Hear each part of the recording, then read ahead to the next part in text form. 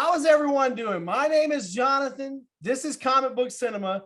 This is where we bring you the best comic book movie content. Today, I'm joined by not one, not two, not three, but four very special guests. These guys, I believe, they might correct me if I'm wrong, but they are all from Melbourne, Australia. Is that correct, guys? Yeah. That's pretty awesome. I've never been to Australia, so I'd love to go, but it's definitely on the bucket list. But today, or actually, you know what? I'm going to kind of just go around and let you guys introduce yourselves. I'm Matt. I'm from Talking Pop Culture. Good fun to be here. Can't wait to dig into this Morbius film. I'm Rod. I'm a 40-something from Melbourne, Australia. Big Marvel fan. Looking forward to the chat. I'm Ryan. I'm also from Melbourne, Australia. I'm on Talking Pop Culture as well.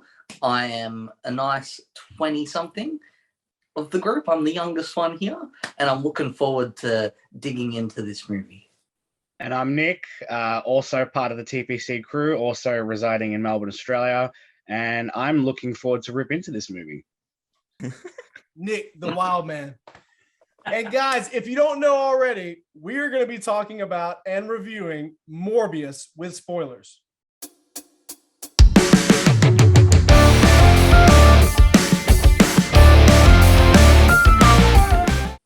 I think this is going to be a hot take, but I'm just going to go ahead and throw it out there and see what you guys think, because the critics absolutely took a big, massive dump on this film, okay? Going into it, my expectations were about as low as they possibly could be. When I saw the film, visually, the special effects and the fight sequences were not bad at all. I mean, that it wasn't the same old that we see from every other superhero film. It was, like there was visually, like you could see, Morbius's powers in a different way. Overall, I did not think this was a terrible film. I thought that there were some redeemable qualities about it. I mean, what did you guys think? I'll agree with you. I think maybe going into this, hearing all the critics absolutely crucify the crap out of it. I went in there, and when I walked out, I actually said to my two mates that I went with, I said, you know what? That actually wasn't as bad as people put it out. I don't know if it's because I had zero expectations, but I had the same thing with Venom, Let There Be Carnage. Went in there, zero expectations, and just walked out like just miserable. But yeah, the visual effects in that was good. The only thing I didn't like about it was he was this skinny guy, and then he gets this needle and click like that. He's got this big body, he's bloody muscly, and he's just got all these, his body transformed straight away. That was the only thing I was a bit. America? Yeah, but that's a chemical made, by the government. Like, it's different. This is just some bat blood, if it was bat blood. But yeah, visually, the thing I didn't like, the fight scene I didn't like was that train part. Do you guys remember the train part? And he's running in slow motion. What was his name? Lucius was running in that real slow motion, and it was like he was running at Morbius, and you're just like, dude, come on, man. Like, I nearly finished my popcorn by that time he ran from one part to the next part. But I think that people hate on it because of the post-credit scene, which I'm sure we'll get into later, but I think it's more hate from the post-credit scene than anything. The backlash from that.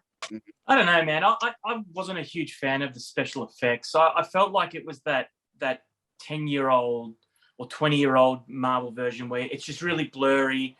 You're kind of squinting to make out what's going on. Everything's really fast, but not well defined. I think that the later years of the MCU films, they found a way to really show what was happening in a fast and kinetic way, but not confusing the audience. And I felt like we took a step backwards with Morbius. I felt like you were really struggling to keep up, and it was just two CGI characters really wrestling together with a lot of rubble and debris falling around them a lot of the time. So yeah, personally, I did struggle with the CGI a lot, but probably just as much I struggled with characterization and plot. So I was not a fan of this film. Me personally, I fell on the side with the CGI that Morbius looked great. I thought he looked amazing with the CGI. You could tell very easily that when it came to Matt Smith's character, though, the CGI on him, they didn't put as much time or effort into him as they did with Jared Leto as Morbius. You can tell that they tried to save a bit on the budget by having everything take place at night or in dark places. But I'd say that the CGI, not the worst part of the film. Definitely not. I agree with you that Matt Smith's character didn't look great, because what I'm hoping is that they were halfway through the film and then went, oh crap, we haven't done a bad guy yet. Let's just use the same cinema trope we've done and seen in many films. Sony have used character versus villain with the same power set 3 times in a row now. Mirror. It's one of my least favorite tropes. It was, it's kind of cool when Iron Man went up a big Iron Man, the first time, but we've seen it too many times. And one thing I disagree with Matt, look, I avoided spoilers, even though the director single-handedly tried to ruin it for everyone before they had a chance to see it. But I avoided the post-credit spoilers. I heard it wasn't great, but I was genuinely hating my experience pretty much the entire way through. Rod can attest. We actually were able to see it together. We, humble brag, got to go to an advanced screening at the Melbourne premiere. And my wife says that whenever I'm fidgeting and going so much throughout a film, it's an indication of how poor that film is. And I don't think I was able to keep still for the last half hour of this movie, especially when I genuinely didn't expect Matt Smith to be the bad guy, because I wouldn't have thought that they were going to be using such an awful, awful, terrible idea. So that actually came as a bit of a surprise to me. I'll give him that. The CGI I thought was a little overdone, especially when he's wearing his orange prison jumpsuit and all you could see is an orange blur everywhere. It was a little much for me, but I didn't mind the designs of it, especially at the very end when you see the lining of his coat and I'm like, that's this classic character design. I enjoyed that. And I think Leto was good as Morbius, but the film suffers from horrible editing and pacing. Things happen too quickly. It's too convenient for I know it's a movie and we're taking all these liberties to accept that vampires are real and they're superhuman characters, but it's just, they suggest an idea, and then a second later that scene's happening and they're already half into it. He's strapped up in the medical facility getting ready to be injected with his bat blood right away, 3 seconds before when he was mentioning it, that was the plan. It was just too quick and it was too convenient, and I didn't buy it. I think that's part of the problem that you run into when you have a 90-minute film these days, especially an origin story.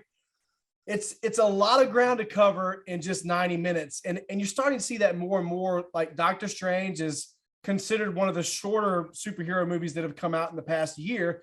And it's like, what, 2.5 hours, close to 2.5, like over 2 hours. The Batman that recently came out was 3 hours, right? We're starting to see that more. And I think that audiences have a little bit more patience for comic book movies. Like, oh, it's 2 hours and 45 minutes. That's cool. But if it's a completely original story that we have no idea what the crap it's about, and we see that it's 2 hours and 45 minutes, that's a big deal. So yeah, I can kind of see all you guys' arguments. As far as the CGI, I'm going to throw something out there and see what you guys think about this. I think the CGI in this film looks better than Black Panther. Oh, easily. So there you go. That's a mainstay like MCU film, right? Maybe even better. There was a lot of complaints for the Eternals and the CGI for the Deviants, which I didn't think looked terrible, especially the one, or not especially, but I guess the main complaints were coming from the Deviant that was played by Bill Skarsgård. But I didn't think it looked terrible. I thought it was still better than Black Panther. I mean, Black Panther, that was my biggest hang up. It's beloved by many, but the CGI looked awful, and like even when I bought the film on 4K and I was watching it on the big screen TV, just like, this looks like it was made in the early 90s, like it was just bad. So I think that's fair. The Black Panther CGI was poor, but I still wouldn't say it was worse than the Morbius. That might be recency bias, I don't know, but just the taste of the Morbius CGI is still fresh, whereas admittedly I haven't gone back and watched Black Panther for a little bit. But I do agree. I remember the underground fight of Killmonger and T'Challa with the train shooting through. I remember that really taking me out of the film and thinking, a little bit like Blade 2 had a similar sequence. But I agree. But, oh, geez, I don't know if it's worse than Black Panther. You sure? I didn't mind the whole, how they have their aura going around them as they're... Me neither. I didn't mind it, to be honest. Like, honestly, visually, I didn't mind it. I don't know. mate, I'm more of, like, I can give me a CW Flash or Superman Lois. Yeah, I'll tell you the shit CGI, but I don't know. To me, I didn't mind the CGI. I didn't like the only part the CGI was bad was like that part that I said where he's running in the train and in slow mo with Matt Smith. He's running in that slow mo. Like that was the only CGI I was like, come on, like was to me was bad. Matt Smith was the only one who seemed to realize he wasn't in a masterpiece film. Everyone else thought they were making Shakespeare. And Matt Smith was having the time of his life. Him and Leto had a real good chemistry. Yeah, him and Leto had a real good chemistry, and it's sad that the movie went where it went because the two of them really did bounce off each other. I think it would have been better if they worked together against a villain that they could have brought in, but doing the whole opposite mirror thing. That would have been good. I wouldn't have cared so much if he's a living vampire too. But in the background, there's actually been the real antagonist, and then Matt Smith's character has a bit of a redemption moment for his character, and they team up. And then he can still die if you want. But with that whole aura thing, I said it just afterwards. So I'm like, it felt like you were just right thumbstick in on detective mode when you're playing Batman Arkham. You know, there's what gotta go over there now. Cool, there it is. Yeah. I don't know. I didn't buy it again. It was a little bit tough.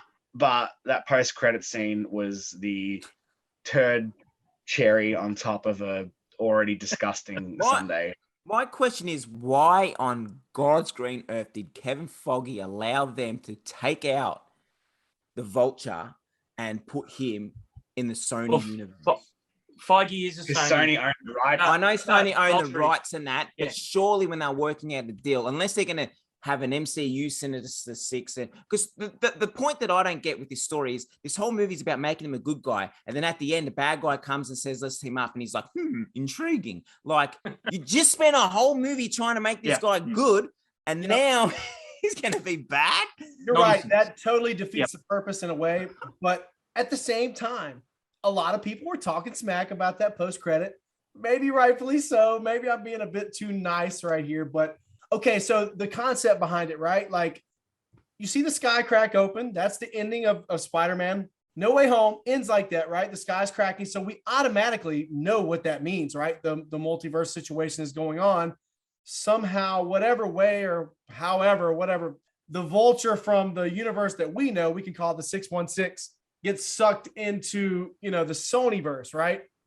So I thought that made sense, but yeah, like you guys are saying, it was very forced and just like, we literally just spent a whole movie trying to make this guy not really like the anti-hero necessarily, but like almost like a superhero, like, I mean, literally he's like drinking synthetic blood. Yeah. I mean, like he's trying his best to do everything that he can, A couple things that I hated, I will say. So I really hated that his girlfriend became the vampire sidekick at the end of the film. That was so cliche, so predictable. Mm-hmm. And a couple of complaints that are minor, maybe. The doctor, they could have made him look a little bit younger in those flashback sequences, as opposed to just keeping the same bloke. Like, he looks exactly the same 30 years later. Come on, guys. What are you, Fox? And another quick little complaint from me. Literally, Jared Leto's talking about plausible deniability and stuff to his assistant that he loves so much because he's got the bats in the little tunnel thing. And then the other nurse walks in there and she's just like, "Hey guys, how's it going?" The bats are just like, come on, you're not going to try to hide that? They do a lot of like, especially at a post-credit scene as well. The news reporter, Adrian Toomes was in jail. We don't know why. Breaking news. To me, breaking news would be, hang on, there's a big whole purple sky crackling. What the hell's going on? You think that would be the main thing on the news. And that's what, just those little things as what like ended it for me. Like the post-credit scene, if that didn't happen, I think I would have gave this movie a bit of a higher rating than what I originally did. But I just think the post-credit scene was like made 2 weeks ago. I think that's why they pushed it back. You know what I mean? I think that was like really done last second, last minute kind of thing. But the story, is just, the story plot was just, let's just make him good. And then at the end, make him bad it was just a waste. Like the story what was with that whole underground counterfeiting subplot that came out of nowhere and disappeared just as quickly? what was with that? It blew my mind that even happened. It was a way for him to get a secret fix. Yeah. That's all it was. And then the Spider-Man poster was pulled out of the trailer. That's why I reckon from the trailer now when he's walking through the alley, there's a Spider-Man murderer. Yes. I just think they changed the movie. Like after No Way Home, I really think there was a lot of reshoots and a lot of changes done. That's why this film got pushed back another month or two, because I reckon they reshoot it after No Way Home. I think that with this movie, you've got a similar situation to Amazing Spider-Man 2, where there's a bunch of stuff on the cutting room floor where if they included it within the movie and gave it that extra half hour, it would be a much better movie. Yeah, I agree. I would have been happy to have an extra half hour if it fleshed things out and actually added a bit more cohesion to everything. I don't know, it was, man. like I said, my biggest issue was it was too, it's not like they had our attention. At least give us something that was worth watching. I was grateful it ended quickly, to be honest. They changed. I was happy it didn't go longer than 90 minutes.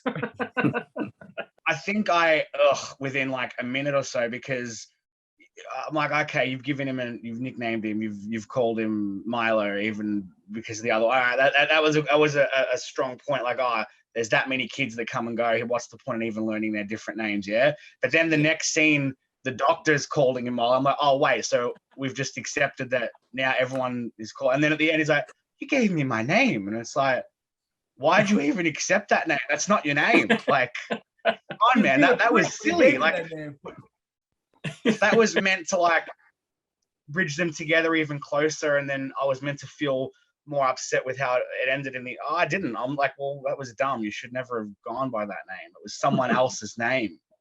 The better question is, why would he accept that name if he only sees Michael Morbius every so often for a couple years? Yeah. And he only knew him for what, like a month before Michael leaves? You guys are going down a rabbit hole you will never get out of. Best friends forever. You know what? It brought me back, and I can hear this as a complaint. I mean, obviously, I think, Rod, you brought this up earlier. It reminds me of a early to mid 2000s superhero film. And it's the same way with Venom 1 and 2. Venom 2, to me, honestly takes the cake as being the absolute worst out of all three of these films. But like we were talking about earlier, I went in with such low expectations that literally somebody like Morbius could have spread his butt cheeks and just took a crap on the concrete for 10 minutes of the film. And I probably would have been like, okay, that's not that bad. So my expectations were terribly low, right? So that probably helped a lot. And I didn't mind the special effects like I was talking about earlier. I'm not saying the film's good by any means, but it wasn't as bad as I thought it was going to be. So I guess you're right. I think we're stuck in a world where everything has to be the greatest or the worst. Then every new thing has to be at one end of the spectrum. And I think you're actually very, very correct in saying people are quick to call it the absolute worst because that's the thing to do. That's what gets you clicks. That's what gets you noticed. I think you're right. I think it's not the worst, but I think it's below average. Marvel is to blame. MCU is to blame because MCU has really put the expectations up on how you story build, how you build universes, how you do a whole lot of stuff. That's a good thing. That is a good thing, but the thing is Sony and DC, for example, they just don't have the formula that MCU have. They don't yes, Sony has the one person running it all, but they're also trying to be, in bed with the MCU as well. They're trying to work together, but it doesn't work like that. And it's not going to work because if Sony say, nah, we want to go down this route. And then, Foggy's like, nah, I want to go down this route. What happens? You know what I mean? So I think they just... You've got a point to an extent, Matt, but that's like if I went home in high school and my mum's like, hey, why'd you get a D on this maths test? And I'm like, well, because the other people got an A. It wasn't, they set the standards too high. That's not necessarily their fault, is it? What I should have done my research. I should have studied. I should have done. But are you going to go watch a movie of the Sinister Six villains like that? You got a bad taste of Venom in your mouth. We got all a bad taste of Morbius. We're part of the problem because we will keep going and watching these poor films the same way we watch the great ones. I don't want to go watch a movie about the go buy the Steelbook too, but I will. But that's the thing. If everyone stands together and we all stop going to watch Sony freaking films, they will go bust and eventually have to sell the rights off back to Disney, like Fox done, and then we can have a perfect world. That's all I'm But then we wouldn't all be here now discussing what we're discussing today, and I wouldn't have it any other way. Well, they've done it with Venom. We're going to have 2 Venoms. They've done it with Venom being now in the MCU and obviously going to be in this Venom universe, whatever you want to call it, Sony universe. Yeah. So, I don't know. I just, out of all this, I feel sorry for Jared Leto because the poor bloke tries to do a DC film, superhero film, gets crucified, does a Marvel film, and now he's getting crucified. Is I he feel the sorry common for him. denominator? Upside Is he down. the problem? But no, but it's is he not the him. problem? He's a brilliant actor. He is a brilliant actor. Yes. He's just his superhero films that he's been in have had crappy scripts. That's the Why problem. is he taking these projects then? If he should be better. If he knows what a good script looks like. That's Why easier is he said than taking done, it? though. On paper, a lot of things can look good. On paper, Yeah. you know, like I was talking about earlier, hey, you might could convince me otherwise that we got Jared Leto, but look, hear me out. There's gonna be a 4-minute scene where he's literally like spreading his butt cheeks and taking a crap on the concrete, but it's gonna be so dope, man. Like, look, I'm gonna tell you how. So I can see that. I mean, like, we've all read things and stuff at work before and said, okay, that seems like a good idea, and then we get to the idea and it's not. Yeah. I can That's totally fair. understand that. Yeah, that's I enjoy Leto. Apparently, he was so into the method acting for this film, people had to wheel him to the toilet. Oh, that was the same as the DC one. He was sending the cast member rat heads and all that stuff. and he using- he seems like a tough hang. Yeah, but he's a good actor. Oh, I have nothing against him. Look, like I said, I think he did okay in this film. I think he thought this was going to be the next big thing, and it is not. unfortunately. Conveniently, there's these guys with guns on the ship, right? When he's doing the procedure on international waters. You just know as soon as he becomes Morbius, why are there guys with guns on the boat? Oh, I know why. Because Morbius is gonna kill every single one of them. Like, Yeah.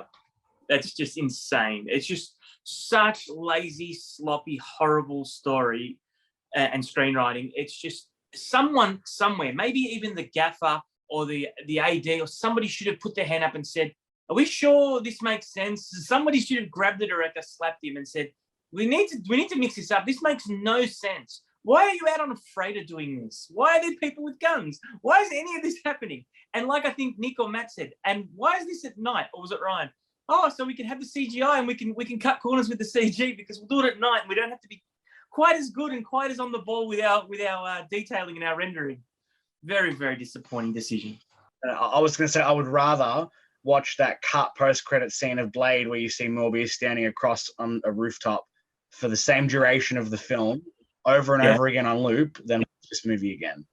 The thing I was going to say, I feel sorry for the script writers because maybe they have wrote something good, and then because it doesn't fit with what the hierarchies at Sony want, it's let's change it halfway through because that's how I see it. I see it that Feige allows his writers and all that, like he has his hand in the pie, but he also allows his writers and directors to do their thing. I feel Sony aren't doing it the same thing that what DC does. Because you can't have these 3 films be absolute woeful from writers and directors that are, decent. I reckon there's just more going on. Like there's not, because that film makes no sense. Like Nick was saying, one thing will happen and fucking the next and that, it like makes no sense. Like there would be a full, let's release the Morbius cut, you know what I mean, have to happen because it makes no sense. But I think a lot of it got cut to make way for their plans for the future that they've decided to change. They're doing what DC done.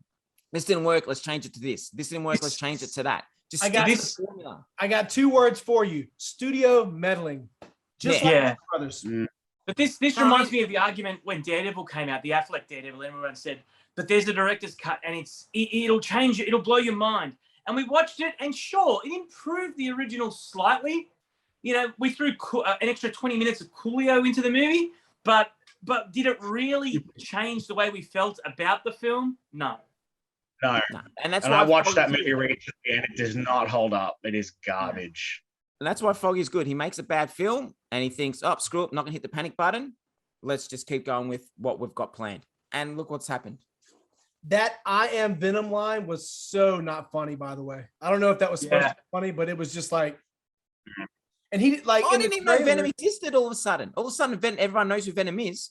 In the movie, they made it like a whole private. They referenced the San Francisco event once or twice in the film, so it's And clear Venom that it's in goes the to same nightclubs, universe. man. People know who he Yeah, is. He but- goes to nightclubs. But where did he get the name Venom from? Like, he never in the Venom movies introduces himself to anyone as Venom. No one calls him Venom. Nothing. You know what I mean? That's what I'm like. How do you know his name is Venom when not once in the movie has he called Venom? Well, he says we are Because Venom. after That's right Tucker's before who he saw kills both them. movies, no. So, But after he kills him, they can't tell anyone after they're dead. yeah, exactly. That's what I'm saying. That's what I'm just like. I'm like, hang on, no one knew who Venom was. Yeah, heaps of people knew who movie Venom was. Like, you have Mrs. Chen, the grocery store woman who knew who Venom was. You had Eddie Brock who knew who Venom was. You had Anne who knew who Venom was. Probably off screen when he was going for a rave. He was like, I am Venom. No, but, you know. He was in that nightclub. He was in that nightclub all night dancing. People knew who he was. So at best, 250 people know that he's Venom. Yeah, the final battle sequence to me left a bit to be desired, obviously, but it's like both of their powers came from the exact same place, like a bottle. But I guess Milo got his powers 2 days later, so maybe Jared Leto has better control of bats or something along those lines. Like that's what he used to hold him down while he injected him with the poison. So Amazing. I was gonna say I actually forgot how it ended. Yeah, bat swarm. There you go. Did Yeah, any Batman. of you realize in that first scene when Jared Leto as Michael Morbius goes into that chamber with the bats, they legit rip off a piece of music from Batman Begins? Oh, I yeah, 100%. swear I I got thought those that. vibes. I Was thought that it was just me, but I was Was like, that just me? Was that legit? yeah, That was legit. And they do the full Thought so. Christian Bale, the twist. Yeah. Yeah. Horrible. complete ripoff. That's crazy. That's what I thought. But I thought, no, they can't do that because of copyrights. But now, obviously, no, they did. But you don't even see Milo take the freaking formula. Yeah, They don't even he show grabs that. he grabs it out of the lab, right? Yeah, but they don't even. You know what? They could have at least showed because he had two there. He could have at least showed that one was missing and there was still one there, so someone took it. Because as soon as that lady got eaten, the doctor got eating at the place. I turned to my mate and I go, "You watch. I bet you it's his mate Milo." And he's like, "Nah." I go, "Trust me, it's his mate Milo." And then 20 minutes later, we find out. How did your friend not realize that? I feel like that's terrible. If you're watching, sorry, he's a fanboy. With all that being said, let's give out our ratings. I guess I'll start because I think that mine's probably going to be the highest. I might go back a year and a half from now and watch it and be like, you know what? Jonathan from 2022 was a complete idiot. This is what I give it now. But currently, I'm sitting at a 6.0, guys. I mean, like I said, I did not mind the visuals. I thought that, honestly, maybe I took something before I went to the theater. I don't know, but I thought it was very unique. And I thought visually it was cool. The villain was obviously cliche. Like you said, it was another mirror villain, but I did not mind the film. I thought it was decent. What do you guys think? I'm going to say I'll give the film a 1, but I bump it up to a 2.5. My final rating will be a 2.5 because I love Adria Arjona. She's beautiful. So she gets that extra 1.5. I'm going to give it a 3.5. It's not a pass for me, but I didn't come out of it aggressively upset about what I just seen. I can appreciate what they attempted, and I think there was a couple. Matt Smith's performance I appreciated, so I'll give it a 3.5. That's fair. This movie is something interesting in terms of Sony. So it sits in a very weird place for me, in between the two Venom movies. That's where I'm putting it. So Venom 1, I think, is an atrocious movie. Venom 2 is passable. So Morbius, I'm gonna give that a 3.5. Oof. I do agree with Ryan that Morbius is the middle of the turd sandwich that Sony has prepared for us over the last few years. But I hated the film. I thought it was awful, and there was very, very minimal redeeming moments. I'm going to give it 2 because there were 2 things I enjoyed. I liked Jared Leto, and I really loved that the terrible Usual Suspects kind of joke setup thing with Matt Smith walking off and then Morbius discovering and realizing what the hell was going on. I'm like, are they actually?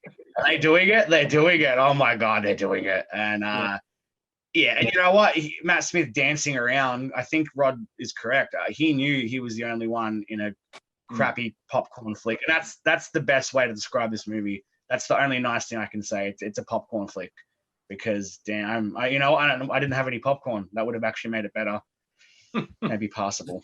A question, because I know these 3 blokes are collectible people, very collectible people. You're going to get the still case for Morbius? Yes. Yeah. No. Oh, I will too. I have tons of 4K Blu-rays. Oh yeah, I'm getting it. For sure. I bought them for Venom. I bought them for Venom 1 is genuinely one of the worst films I've ever seen in my life. I hate it. There is almost no redeeming quality to the first Venom at all. And I still accept that the Blu-ray Steelbook looks beautiful. And that's the only good thing I have to say about the movie. I'm actually surprised that you guys don't like Venom 1 better than Venom 2. That's kind of shocking, but I guess I like Venom 1 better than Venom 2. Let that be on record. Venom 2 is the most shittest film I've ever watched in my life. Venom 2 is a masterpiece compared to the first one. The first one is the absolute worst example of horrible pacing and editing ever. And the director even said that he forgot. Batman in Suicide Squad is better than Venom 2, mate. His performance is better than Venom 2. I agree. And that's how, so that should set the bar at how low I think the first Venom is. Yeah. Venom 2 is infinitely better. And Suicide Squad, I would rather watch the Suicide Squad, not even the director's cut. Sorry, not the Suicide Squad. I would rather watch Suicide Squad again than watch. You're crazy. I think that you're not seeing the point I'm trying to make. Well, hey guys, thank you so much for joining me. It's been a pleasure. You guys can check these guys out on YouTube at Talking Pop Culture. And does anyone else with you guys want to plug your other social medias? I'm that LT Collector on Instagram if you want to see toys and collectibles. But yeah, other than that, check us out on YouTube. That's where the fun's at. Yeah, Talking Pop Culture on Instagram. Just at Talking Pop Culture. Yeah. And then Nick's got As the well as, direct market variant. at DM Variant. It's at DM Variant. Heck yeah, guys. Well, hey, thank you so much for joining me. You can also find us on YouTube. You're obviously here already. Make sure you like, share, and subscribe. Go in the comments. Let us know which one of us is wrong, which one of us is right. How do you feel about Morbius?